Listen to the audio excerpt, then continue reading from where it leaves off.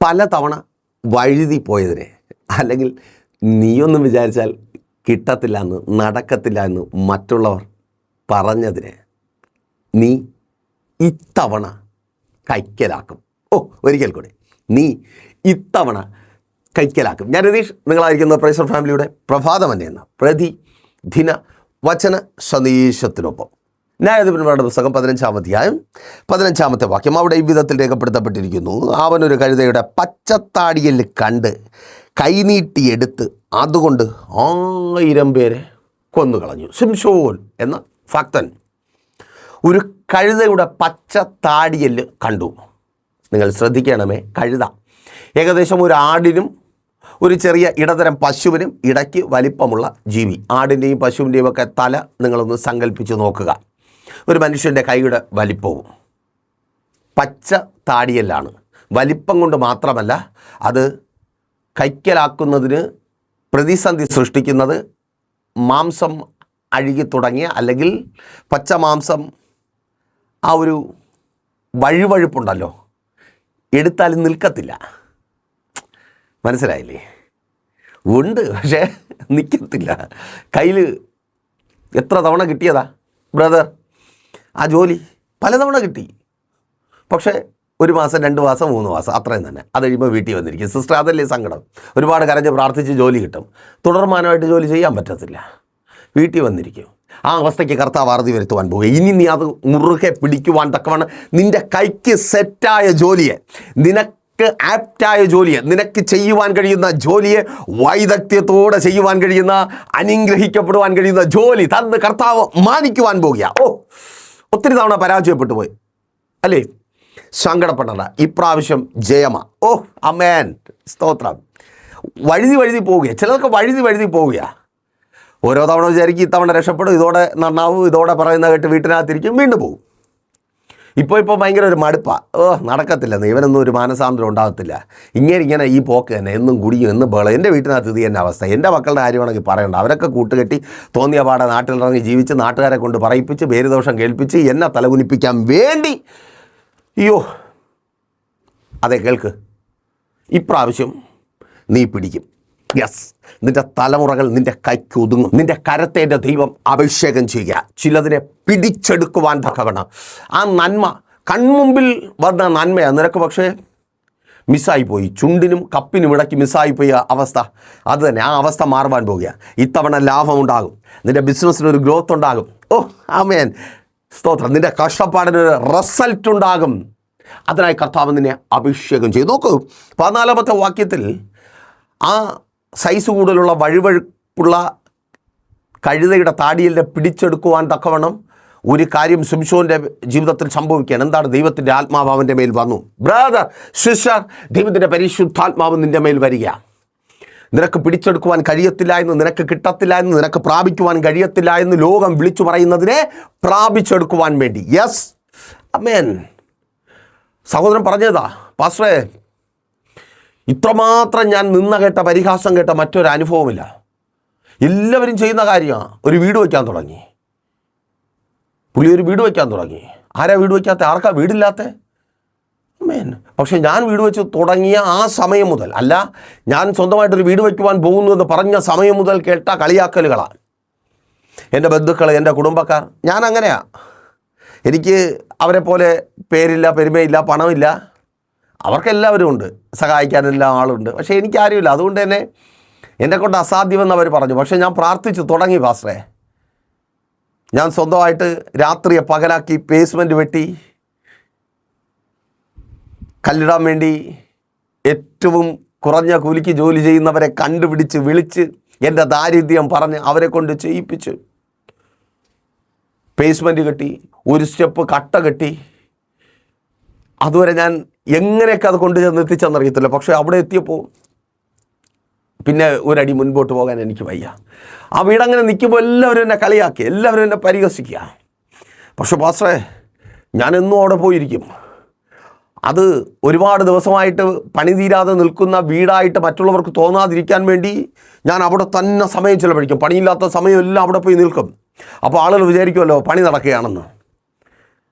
വിളിച്ചപ്പോൾ സഹോദരൻ പറഞ്ഞത്, പാസ്റ്റർ ഇപ്പം എന്നെ കൊണ്ട് പറ്റുന്നില്ല, ഇപ്പം എനിക്കൊരു പേടി, എനിക്കൊരു ഉത്കണ്ഠ, എൻ്റെ ആ വീട് കാണുമ്പോൾ, എൻ്റെ പണി തീരാത്ത വീട് കാണുമ്പോൾ കരയുക. നീ പഠിത്തം പൂർത്തിയാക്കുവാൻ കഴിയാത്ത മകളെ കാണുമ്പോൾ, മകനെ കാണുമ്പോൾ, വിവാഹം ചെയ്തു വിട്ടിട്ട് വീട്ടിനകത്ത് വന്നിരിക്കുന്ന മകളെ കാണുമ്പോൾ, നിൻ്റെ തലമുറയുടെ ജീവിതം കാണുമ്പോൾ, ആ ഭവനം പകുതി വഴി നിൽക്കുന്ന അതേ ആ ഭവനം കാണുമ്പോൾ, നീ തുടങ്ങി ഒരിടത്തും എത്താൻ നിന്നെ ബാധ്യതക്കാരനാക്കി തീർത്ത ആ ബിസിനസ് കാണുമ്പോൾ, നിൻ്റെ കുടുംബജീവിതത്തെക്കുറിച്ച് ഓർക്കുമ്പോൾ ഒരു വലിയ ഭാരമാണ്. വയ്യ, വീട്ടിനകത്തോട്ട് ചെന്ന് കയറാൻ പറ്റുന്നില്ല. ആ ബിസിനസ് ഒരുപാട് പൈസ കിടക്കുക, നിൻ്റെ വലിയ ബാധ്യതക്കാരനാക്കിയിരിക്കുക. അതിലോട്ട് വയ്യ. പലതും ഇട്ടിറങ്ങി കർത്താവിൻ്റെ വേലയ്ക്ക് വേണ്ടി ഇറങ്ങിയതാ, ഇപ്പോൾ വീട്ടിനകത്തിരിക്കുക. പകുതി വഴിയിൽ വല്ലാത്തൊരു നിരാശ, വല്ലാത്തൊരവസ്ഥ.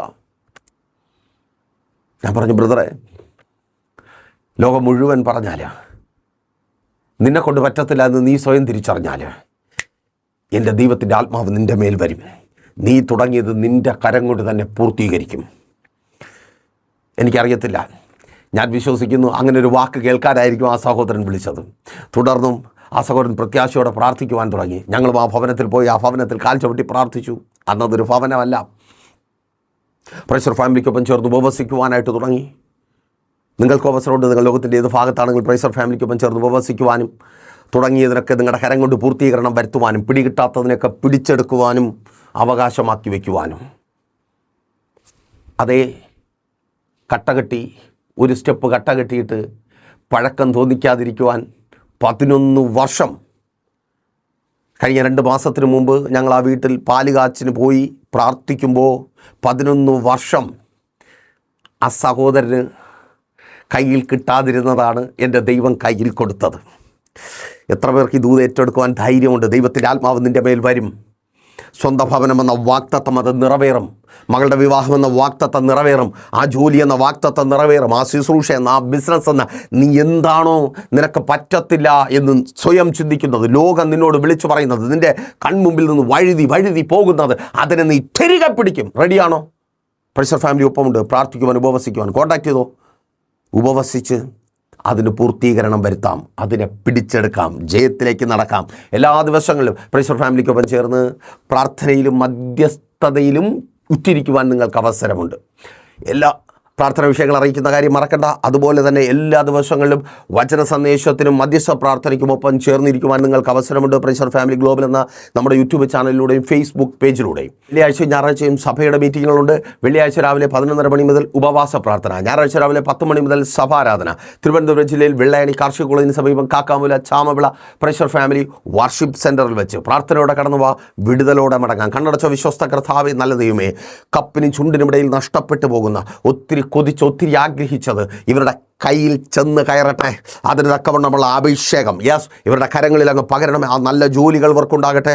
ജോലിമേലുള്ള തടസ്സങ്ങളും പ്രതികൂലങ്ങളും മാറിപ്പോകട്ടെ. തൊഴിൽ സംബന്ധമായി ഇവർ അനുഭവിക്കുന്ന എല്ലാ വെല്ലുവിളികളും അഴിഞ്ഞു മാറട്ടെ. രോഗസൗഖ്യം ഇവർ അനുഭവിക്കട്ടെ. രോഗബന്ധനം അഴിയട്ടെ. രോഗാത്മാവ് വിട്ടുമാറട്ടെ. ഇവരുടെ തലമുറകൾ, കുടുംബം അനുഗ്രഹിക്കപ്പെടട്ടെ. മക്കൾ അനുഗ്രഹിക്കപ്പെടട്ടെ. മാനസാന്തരപ്പെടട്ടെ. മദ്യപാന, വ്യഭിചാര, വെറിക്കുത്തുകൾ കുടുംബങ്ങൾക്കകത്തുനിന്ന് മാറിപ്പോകട്ടെ. സ്വന്തം ഭവനമെന്ന വാഗ്ദത്തം നിറവേറട്ടെ. തകർന്ന കുടുംബജീവിതങ്ങൾ പണിയപ്പെടട്ടെ. ഡിവോഴ്സുകൾ മാറിപ്പോകട്ടെ. ഭാര്യ ഭർത്താവ് സ്നേഹത്തിൽ ചേർന്ന് വരട്ടെ. ദീർഘനാളുകളായി പലതവണ ശ്രമിച്ച് പരാജയപ്പെട്ടത് ജയത്തിന് കാരണമായി മാറട്ടെ. രാജ്യങ്ങളുടെ വാതിലുകൾ തുറക്കപ്പെടട്ടെ. വിസകൾ സ്റ്റാമ്പ് ചെയ്ത് കിട്ടട്ടെ. PR ലഭിക്കട്ടെ. വർക്ക് പെർമിറ്റുകൾ ലഭിക്കട്ടെ. എല്ലാ ലൈസൻസ് സംബന്ധമായ ഇഷ്യൂസും മാറിപ്പോകട്ടെ. കോടതികൾ കയറിയിറങ്ങുന്ന അനുഭവങ്ങൾ കരുതി ഉണ്ടാകട്ടെ. ശുശ്രൂഷകൾ അനുഗ്രഹിക്കപ്പെടട്ടെ. ബിസിനസ്സുകൾ ചെയ്യുന്നവർ, വലുതും ചെറുതുമായ ബിസിനസ്സുകൾ ചെയ്യുന്നവർ അനുഗ്രഹിക്കപ്പെടട്ടെ. ലാഭത്തിലേക്ക് വരട്ടെ. അടുത്തൊരു ലെവലിലേക്ക് പ്രവേശിക്കട്ടെ. പിതാവിൻ്റെ പുത്രൻ്റെ പരിശുദ്ധാത്മാവിൻ്റെ നാമത്തിൽ ജനത്തെ അടിയൻ അനുഗ്രഹിച്ചു പ്രാർത്ഥിക്കുന്നു. മറുപടി നൽകിയ കൃപയ്ക്കായി സ്തുതിക്കുന്നു. യേശുവിൻ നാമത്തിൽ തന്നെ ആമേൻ. അപ്പോൾ മറക്കാതെ നിങ്ങളുടെ വിലയേറിയ അഭിപ്രായങ്ങളും നിർദ്ദേശങ്ങളും ഞങ്ങളെ അറിയിക്കുമല്ലോ. മാത്രമല്ല, നിങ്ങൾ പ്രൈസർ ഫാമിലിക്കൊപ്പം ചേർന്ന് നിൽക്കുക. നിങ്ങളുടെ പ്രിയപ്പെട്ടവരെയും പ്രൈസർ ഫാമിലിക്കൊപ്പം ചേർത്ത് നിർത്തുക. നമുക്ക് ഒരുമിച്ച് പ്രാർത്ഥിക്കാം, ഉപവസിക്കാം. അതെ, കയ്യിൽ ഒതുങ്ങാത്തതിനെ കൈക്കൊതുങ്ങുമാറാകുവാനുള്ള പരിശുദ്ധാത്മാവിൻ്റെ ശക്തി പ്രാപിക്കാം. നാളെ ദൈവം വെച്ചാൽ നമ്മളിപ്പോൾ ഒരുമിച്ചായിരുന്നു കേട്ടാനും പ്രാപിച്ച പ്രൈസർ ഫാമിലിയുടെ പ്രഭാതം എന്ന പ്രതിദിന വചന സന്ദേശത്തിനൊപ്പം നമ്മൾ ഒരുമിച്ച് തന്നെ ആയിരിക്കും. അതുവരെയും പ്രിയരെ, ഹാവ് എ നൈസ് ഡേ.